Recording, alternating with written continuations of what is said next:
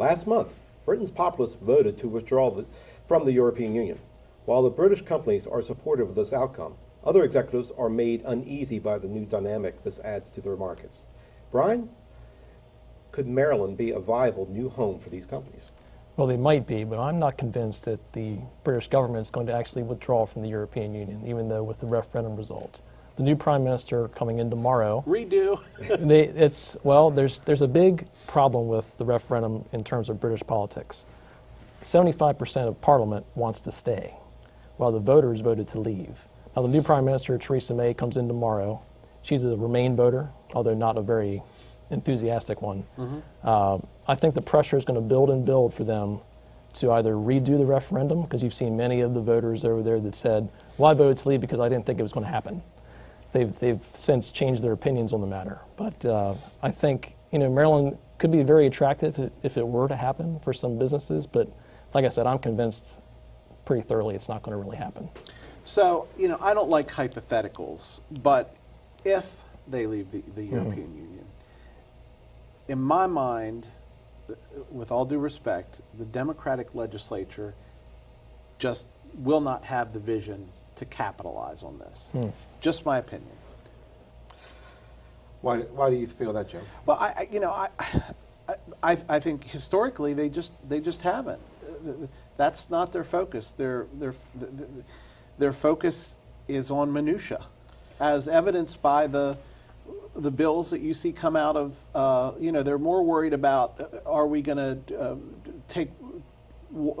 allow water that was wastewater from fracking to be carried across to Maryland County, rather than bringing in 10,000 jobs, or working with the Port of Baltimore to expand to its capabilities to support some of these companies. Well, in the Port of Baltimore, let's pick up on that. That's a gem that the state of Maryland has. Absolutely. Another way to leverage for Washington County, we could become an inland port of manufacturing to redistribute. But the Port of Baltimore is a great opportunity.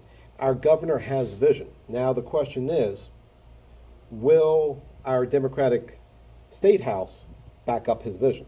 Well, but in the article that I read, the main point was dealing with the regulatory environment and making it more attractive to British investors. Well, I don't see any hope that our Democratic legislature, there are pieces and parts of it, and I count our friends from the Western Maryland delegation among them who would be all for that, but I don't think the general legislature is going to deal with it. Well, it's not just on a state level. We also have to look at a federal level. The U.S. government may retard the amount of growth from Britain coming over into the U.S. Because of tariffs, taxes, things that we've talked about in earlier segments. That's one of the concerns I have. Maryland's also presents a challenge. Though we do have the Port of Baltimore, we have to leverage it. We have to, to leverage the Port of Baltimore means you need more manufacturing. Okay, how much manufacturing is going on in Britain right now?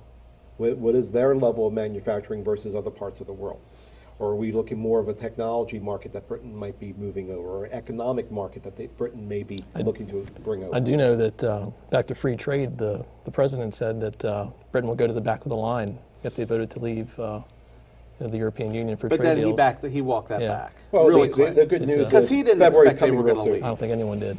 He didn't think they were. Nobody did. In fact, the day of the vote, I heard pundits on there, and not one of them said that they thought they were going to leave. I watched the results that night. I follow British politics pretty closely, and when the first results came in from the north of England, which is traditionally a Labour area, not Conservative area, and it was 62% vote to leave. That's when everyone said, "Wait a minute! I think we have a real game tonight." Yeah, exactly. So, I think there's possibilities there. But here's the other thing. When I say ambulance chaser, we know what that means, right? Okay. And say what you want about the lawyers that do that.